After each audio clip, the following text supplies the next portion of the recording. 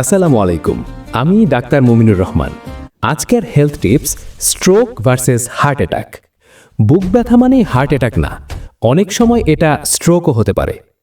মূল পার্থক্য: heart attack হলে বুকের মাঝখানে চাপ বা জ্বালা, বাম হাতে ঘাড়ে বা চোয়ালে ব্যথা, ঠান্ডা ঘাম, বমি ভাব, শ্বাস নিতে কষ্ট।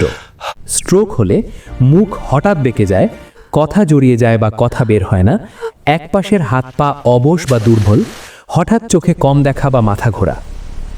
ডেঞ্জার পয়েন্ট: দুটোই এমার্জেন্সি। একটাকে গ্যাস ভেবে বসে থাকলে জীবন শেষ হয়ে যেতে পারে। কি করবেন? ঘরে বসে ওষুধ নয়, পানি খাওয়ানো নয়, সঙ্গে সঙ্গে হাসপাতালে নিন।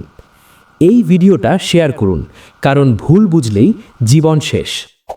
স্ট্রোক আর হার্ট অ্যাটাক দুটো এক নয়। ভুল বুঝলে 1 মিনিটেই সব শেষ হয়ে যেতে পারে। ভিডিওটা শেয়ার করুন, জীবন বাঁচান।